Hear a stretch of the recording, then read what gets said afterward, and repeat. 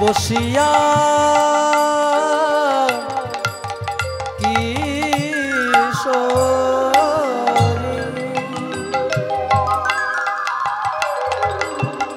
অট্টালিকা পরি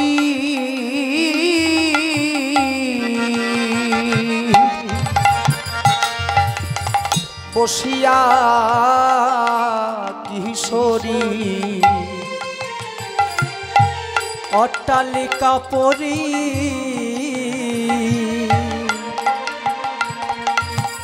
বসিয়া কিশোরী সেভাবে শ্যামরূপ খানি ভাবে শ্যামরূপ খানি অট্টালিকা পরি বসিয়া কিশোরী সে যে ভাবে শ্যামরূপ খানি ভাবে শ্যামরূপ খানি সে যে ভাবে শ্যামরূপ খানি সে যে ভাবে শ্যামরূপ খানি ভাবে শ্যামরূপ খানি ভাবে শ্যামরূপ খানি বসে বসে রাধা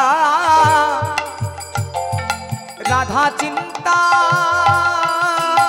করে বসে বসে রাধা চিন্তা করে ওগো আমার মর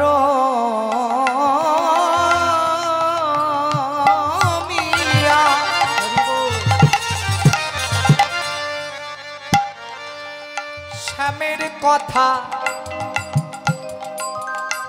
রাধা বসে বসে চিন্তা করে আমার মরমিয়া শ্যামের কথা রাধা বসে বসে চিন্তা করে ওগো মরমিয়া শ্যামের কথা বসে বসে রাধা চিন্তা করে আমার মরমিয়া শ্যামের কথা শ্যামের অনুরাগের কথা হরি হরি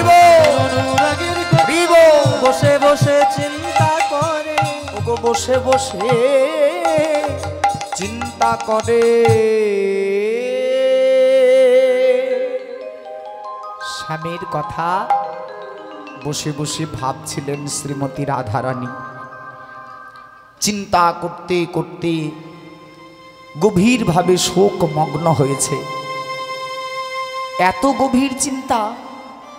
গভীর চিন্তায় আজ থেকে কোনোদিন এর আগে এমন চিন্তা তার আসে নাই। শ্রীমতী বৃন্দাবনে বসে বসে নিজ রাজ মন্দিরে নিজের ঘরে বসেছে। অষ্টতল উচ্চ রাজ মন্দির, আর সেই রাজ মন্দিরের চন্দ্রশালিকাতে বিরাজিতা। এখানে একটা মজার কথা কি জানেন, যে রাধারানী আমার নিজের ঘরে বসেছেন। ঘরটা কিন্তু শ্বশুর ঘর নয়, বাবার ঘরও নয়, নিজের ঘর। আমার যে জেলাতে বাড়ি, জেলাটার নাম হচ্ছে বীরভূম জেলা। এই বীরভূম জেলায় এক বাউল গানের লেখক আপনাদের উদ্দেশ্যে একটা গান লিখেছিলেন, আপনাদের মানে আমার মায়েদের উদ্দেশ্যে। নারী তোমার বাপের বাড়ি এ পাড়াতে, শ্বশুর বাড়ি ওই, বলো বলো কন্যা তবে তোমার বাড়ি কই। আমি এক্ষুনি বললাম আমার রাধারানী কার বাড়িতে বসেছেন? নিজের ঘরে। বা নিজের বাড়ি। আচ্ছা, আমাদের নিজের বাড়ি আছে? আমি যদি বলি মা আপনার বাড়ি আমাকে নিয়ে যাবেন বেড়াতে, বলে বাবা আমার ছেলের ঘর, আমার শ্বশুর ঘর, এটা আমার বাবার ঘর, এটা আমার মামার ঘর। আপনার বাড়ি? আপনার বাড়ি একটা আছে গো মা। সত্যি কথাই, সেই বাড়িতে আপনি ছাড়া এই পৃথিবীর আর কারো প্রবেশ করার ক্ষমতা নাই। আপনি যদি ওই বাড়ি থেকে বেরিয়ে যান তাহলে আর কেউ সেই বাড়িতে প্রবেশ করতে পারবে না। আপনার ছেলে, আপনার মাতা পিতা, আপনার স্বামী, আপনার স্ত্রী, কেউ না। যদি 2 দিন বা 2 মিনিট বা 2 ঘন্টা আপনি বেরিয়ে যাবার পর ওই বাড়িটাকে রেখে দেওয়া হয়, গন্ধ উঠতে শুরু হবে। রাধে রাধে। কোন বাড়ি গো মা?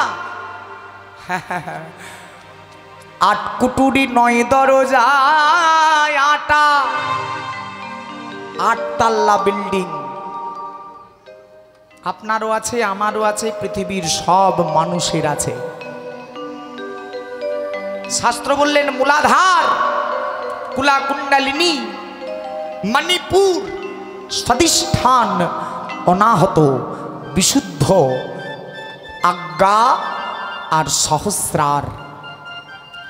এই দেহের 8খানা তল আমাদের কেন্দ্রীভূত আত্মা সদা সর্বদা মূলাধার চক্রে বিরাজ করে, মানে নিচের তাল্লায়। সাময়িক সুখ লাভের আশাতে আমরা জগৎ দর্শন করি, কিন্তু যেটা চিরন্তকালের সুখ, যে সুখ শেষ হবার নয়, আজ্ঞা চক্রে গিয়ে ভজনা করার সুখ। আমি আর একটু ভেঙে বোঝাই, বুঝতে সুবিধা হবে। ওপর থেকে জল পড়লে সেটাকে বলা হয় জলের ধারা, তাই না? ঝর্ণা, ঝর্ণা ধারা দেখতে খুব সুন্দর লাগে। গুরুদেব বাড়িতে এলে আমরা জলধারা দিয়ে ঘরে নিয়ে যাই। তাহলে জলধারা বা ঝর্ণা ধারা,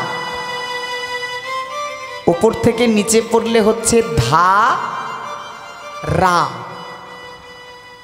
আপনারা বিচার করে বলুন, নিচের থেকে উপরে গেলে কি হবে?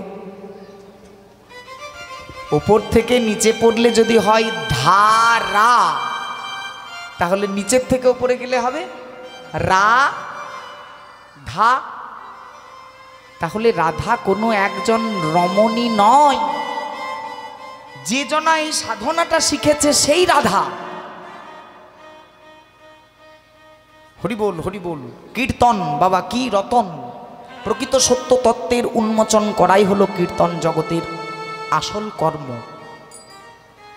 কোনটি রাধা? আমরা কি বৃন্দাবনে গিয়ে কোনো একজন রমণীকে পাবো রাধা নামে? যো আরাধিতে সোহি রাধা। আপনি যদি আরাধনাটা শিখতে পারেন তাহলে আপনি রাধা।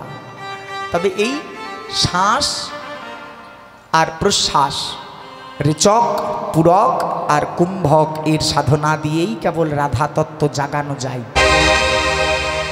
শিক্ষাগুরু বলতে পারে, আমার মতো নগণ্য কীর্তনিয়ার বলার অধিকার নাই। তবে এই সাধন তত্ত্ব শ্বাস গ্রহণ আর শ্বাসটা ত্যাগ, এটা হচ্ছে আমাদের মতো মায়াবদ্ধ জীবের কাজ। আর যারা গুরু আশ্রয় করেছে তারা শ্বাসটাকে গ্রহণ করে কিছুক্ষণ শ্বাসটাকে ধরে রাখে। এটার নাম হলো কুম্ভক। এই কুম্ভক কর্ম দিয়ে রাধা তত্ত্ব জাগানো যায় শরীরের মধ্যে।